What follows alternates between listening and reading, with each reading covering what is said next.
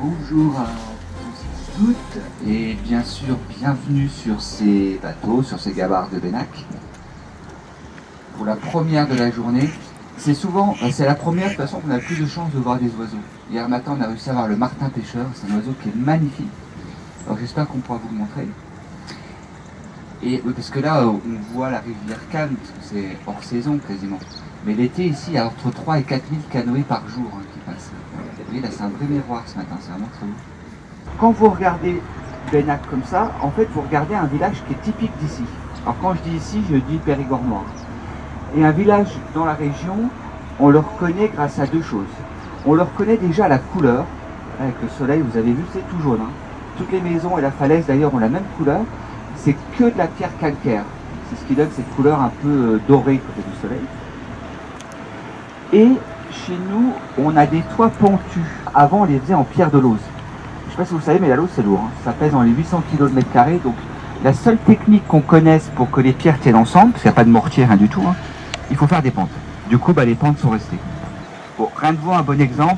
Le plus vieux toit qu'on puisse voir, c'est celui qui est en train d'apparaître à gauche des deux cyprès qui sont sur le ciel bleu, là. Ça, c'est un des plus vieux toits de Bénac. Vous voyez, très pentu, tout noir.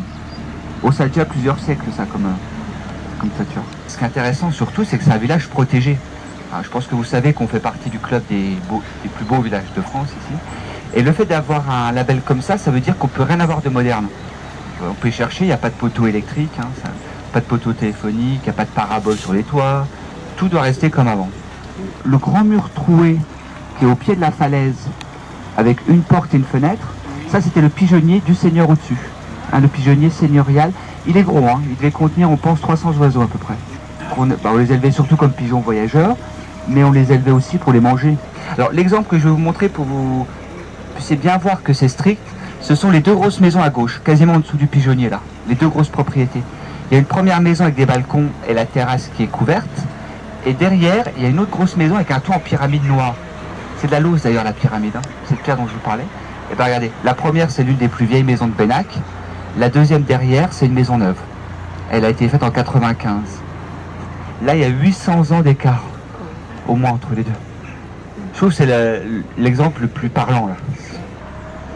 D'ailleurs, si vous allez voir de plus près, si vous vous baladez au village, sur la maison est gravé un bibendum Michelin en chevalier. Parce que l'ancêtre de la famille, lui, il habitait la maison très étroite là, celle qui a les volets fermés en haut et en bas. Il s'appelait Marius Rossillon, et Marius, dans cette maison, il a dessiné le bibendum Michelin. Donc ses descendants, qui ont construit la maison neuve, en hommage, si vous voulez, ils ont fait le bibendum en chevalier. Et tant qu'on est là, peut-être deux chiffres, donc entre l'eau là et le pied du château, il y a à peu près 150 mètres pour la hauteur. Et sous le bateau, on va avoir 2 mètres, 2 mètres 50 d'eau à peu près. Hein. Elle est plus haute que la normale, hein. C'était comme ça tout l'été. On est la deuxième rivière la plus propre d'Europe.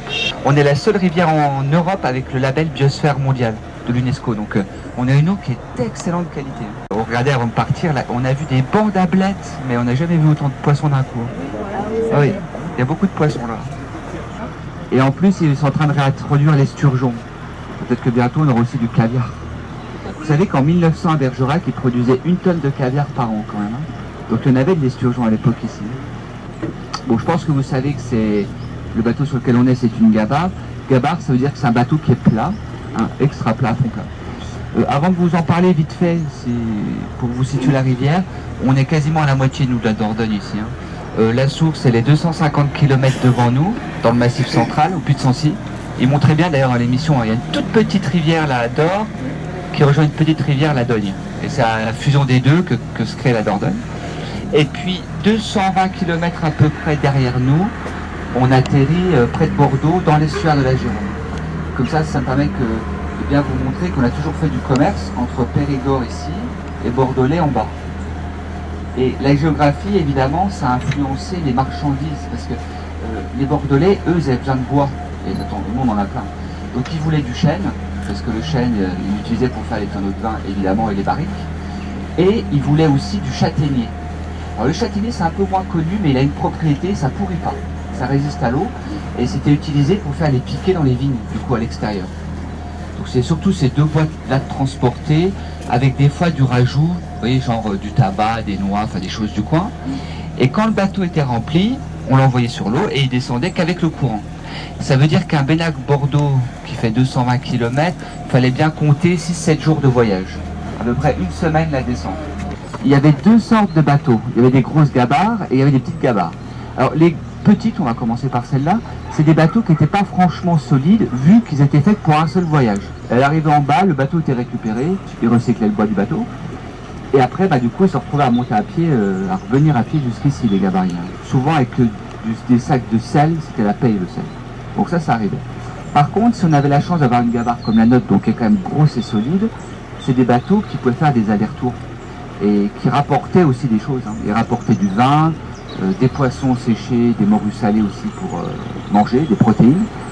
Mais surtout, ils rapportaient le fameux sel. Le sel était la marchandise la plus chère.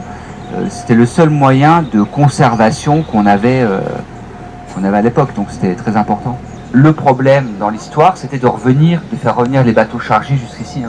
Ça faisait à peu près 20 tonnes un bateau chargé. On avait une voile devant, mais bon, il faut qu'il y ait du vent, il faut qu'il y ait une voile qui fonctionne, du vent favorable. Du coup, on a fait un autre système, on a créé un chemin de halage. Et à Benac, on le voit encore bien, il est juste à gauche là. C'est le chemin qui longe le campus. Donc concrètement, ils tiraient les bateaux de ce chemin avec des cordes. Alors, au début, c'était les humains qui étaient chargés de tirer.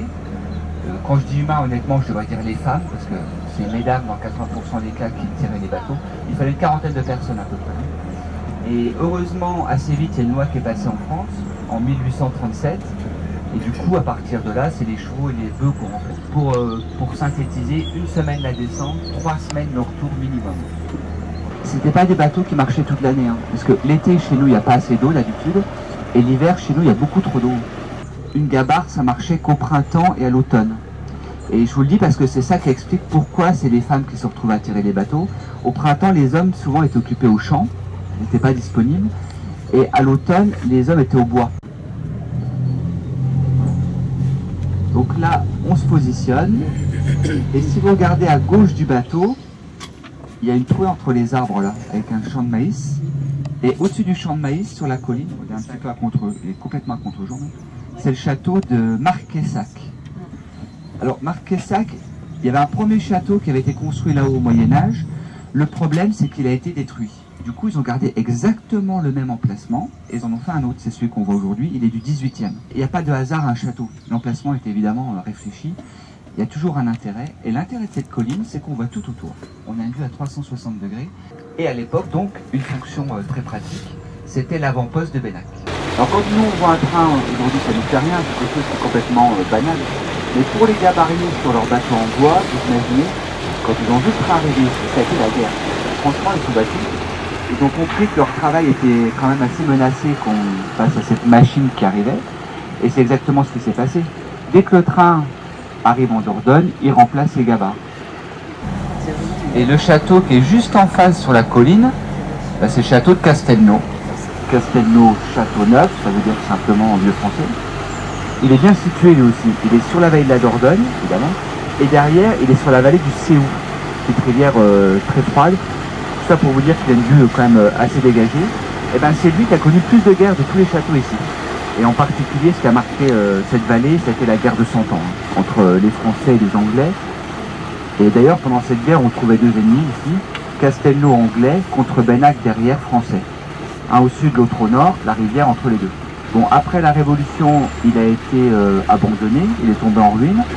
Il a été racheté en 67 par la famille du dessinateur, encore là, la famille Rossillon. C'est une famille qui a mis plus de 30 ans à reconstruire le château, parce qu'il n'y avait plus rien. Et maintenant, c'est le château le plus visité de tout le sud de la France. La Dordogne, il faut vraiment la voir comme une frontière. Donc, à gauche, il y avait la France. Donc, pour la France, il y avait Benac qui avait marqué ça comme avant-poste pour se protéger. Et à droite, pour l'Angleterre, même chose. Il y avait Castelnau là-haut. Et Castelnau, il est descendu ici de faire un avant-poste ici. Et c'est le château qui va apparaître tout à droite. Vous allez voir, il est magnifique ici.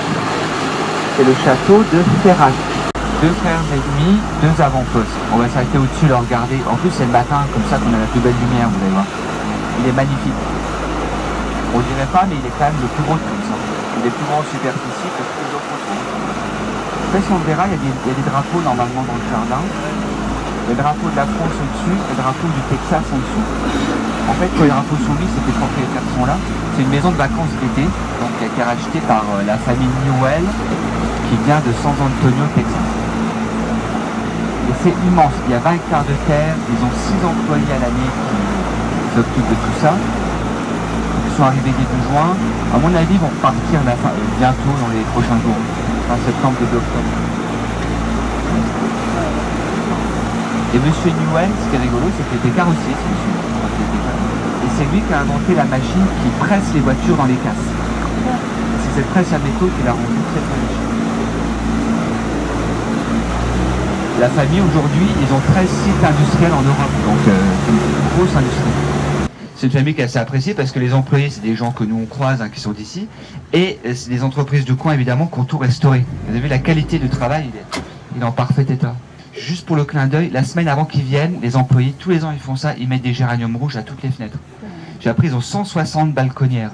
Alors ici, c'est la même histoire qu'à Marquessac finalement, puisqu'on avait choisi cet emplacement avec beaucoup de soin, il n'est pas là du tout par hasard non plus. On y a fait un premier château au Moyen-Âge à cet emplacement, le premier château a été détruit, du coup on en a fait un deuxième au même endroit. Sauf que là quand même, il reste une partie du premier château. Et cette partie, ce sont les remparts. En fait, les remparts datent du XIIIe. Alors que le château, lui, il date du XVe, il est Renaissance. Il y a 2 siècles d'écart là entre les deux quand même. Château Renaissance, on le sait aux fenêtres surtout. Là, on a des grandes fenêtres symétriques, qu'on appelle des fenêtres à meneaux, et ça, c'est typique.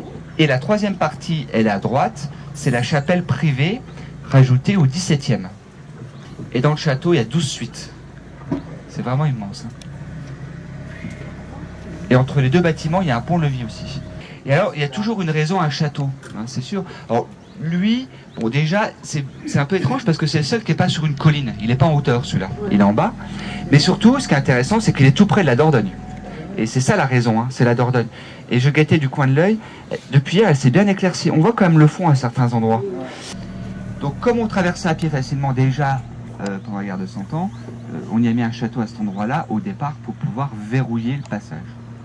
Alors par contre, il y a un 5e château quand même. On l'appelle la vallée aux 5 châteaux ici. Le 5e, il est, on va dire, 3 km ou 4 peut-être maximum derrière les Américains. C'est le château des Milandes.